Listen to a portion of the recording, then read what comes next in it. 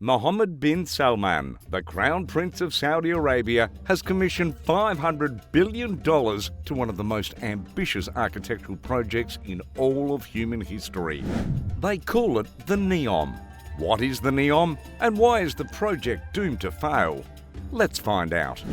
As part of Saudi Arabia's Vision 2030, the NEOM would be the first cognitive and smart city in the world, and it's being built in Saudi Arabia. The centrepiece of the Vision 2030 is NEOM, a 26,000 square kilometre city constructed on the Red Sea coast. So NEOM will boast of miles of Red Sea shoreline because it will be situated on the edge of one of the busiest shipping routes in the world and could one day be connected to Egypt's Sharm el-Sheikh by a causeway. It will only be 50 kilometres or 30 miles from the Jordanian port of Aqaba, and it will only be a shorter hop to Eilat from there, giving the smart city the greatest commercial and geographical advantage in the Middle East. NEOM is targeted at the cosmopolitan elite, so it will have its own tax structure and operate under progressive legislation that are consistent with global standards and supportive of economic growth. NEOM will be a separate economic region with its own set of laws and regulations and independence from the rest of the nation. Another way to put it is that it will be mostly free from the representative Wahhabi Islamic regulations that govern life in the rest of the kingdom. So we're saying in a sense that NEOM would be what Hong Kong was to China. The Saudi Arabian government, through its Public Investment Fund or PIF, is funding the NEOM project. The development of NEOM and other projects aimed at diversifying the Saudi economy will be supported by the PIF's commitment to invest more than $500 billion over the following 10 years. Some parts of the city are projected to be operational as early as 2023, and the project's initial phase is anticipated to be finished by 2025. It will likely take several decades for NEOM to reach its full potential. The focal point of development is the Line, a 170-kilometre long ruler-straight metropolitan corridor that runs across the southern section of NEOM.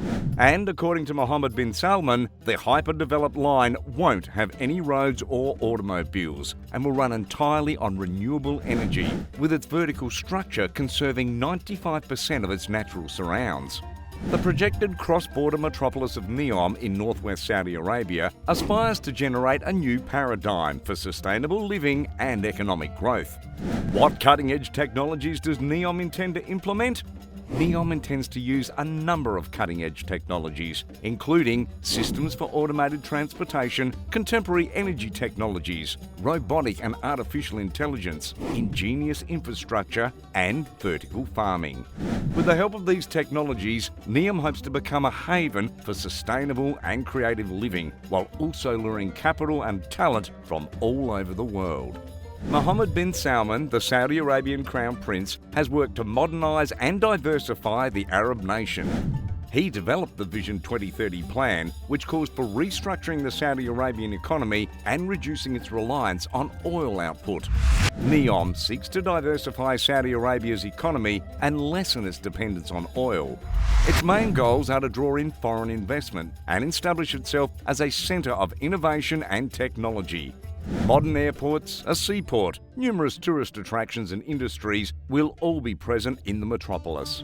The goal of all the proposals is to draw companies from the biotech, advanced manufacturing, mobility and construction industries. MBS claims that the project will spark a civilization revolution that puts humans first.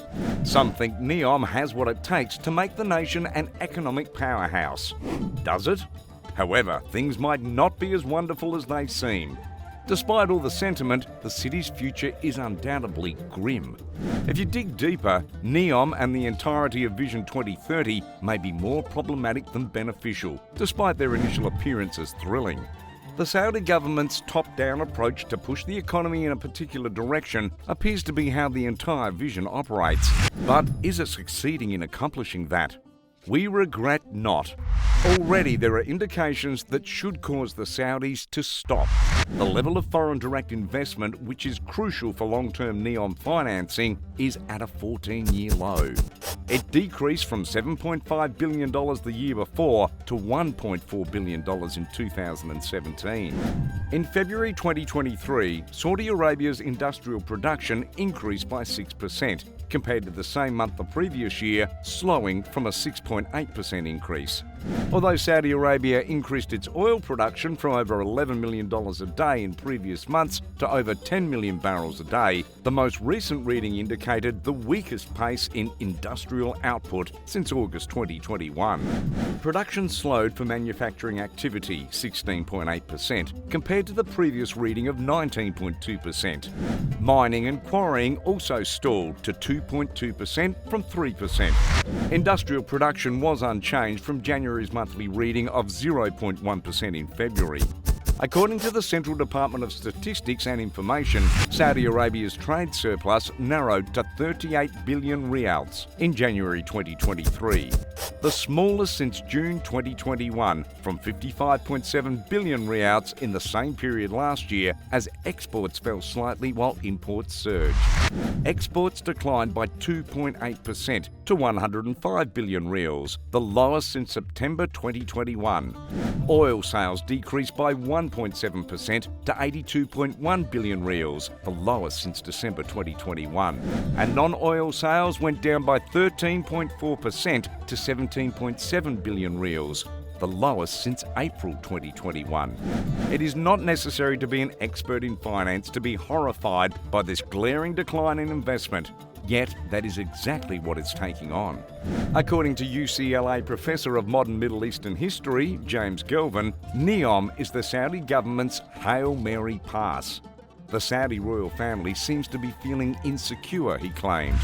The decline in oil prices between 2014 and 2016 is one factor. Although it is now increasing, Saudi Arabia's capacity to rely on oil revenue in the long run is now in doubt due to the resource's restricted amounts. And they're betting on ambitious infrastructure as the new tourist attraction. According to Gelvin, the economic prospects for young people in Saudi Arabia, where more than half the population is under 25, are bleak. In particular, at a time when the future of oil is uncertain, there must be revitalisation, said Gelvin. There are not enough jobs for them, the education system is not very good, and there has to be revitalisation. In the end, Saudi Arabia lacks the necessary infrastructure to transition to a market economy, making NEOM's ambitious aims seem unreachable. According to Gelvin, on top of that, corruption is already legendary in Saudi Arabia. The government controls 80% of the country's economy and generates the majority of its income from oil. Concerns exist over the residents of the project's right to privacy. No, we are not discussing actual objects here. NEOM is marketed as a cognitive city that will gather enormous amounts of information on its citizens and feed that information into computer systems that will anticipate and meet their every need. The goal is to minimise daily hassles by connecting people and things as much as feasible. As a result, important time and energy will be saved, and a high standard of service maintenance and accessibility will be guaranteed. According to Joseph Bradley, the project sector's leader for technology and digital, NEOM will use more than 90% of the data to change how people work, live and play. However, even when they are not run by an autocratic state that is not known for tolerating dissent, large-scale data-gathering initiatives tend to make people sceptical, and for good reason. There's Jamal Khashoggi.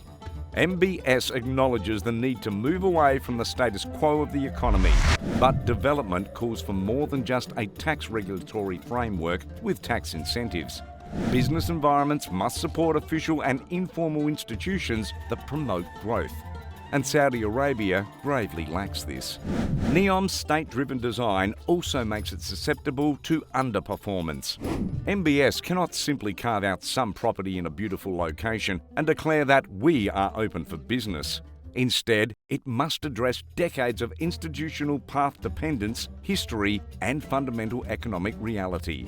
To bring that to fruition, the Kingdom of Saudi Arabia would have to fully transition to an unregulated market economy that would allow for more foreign direct investments in the largest economy in the Arabian Peninsula, especially as we transition to a post-oil world. But for people to truly prosper, they have to be masters of their fate and have their inalienable rights recognised by the government. This would require the dismantling of the oppressive theocracy and fully embracing democracy, which is highly unlikely. Vision 2030 will require much more than just building elaborate structures and cities. Is it possible for Saudi Arabia to end its reliance on oil? Can innovatives like NEOM change the kingdom's economy? Is the ruling family willing to give up their power to have a free economy? Tell us what you think in the comments section below. Don't forget to like, share and subscribe to our YouTube channel. See you next time. Bye for now.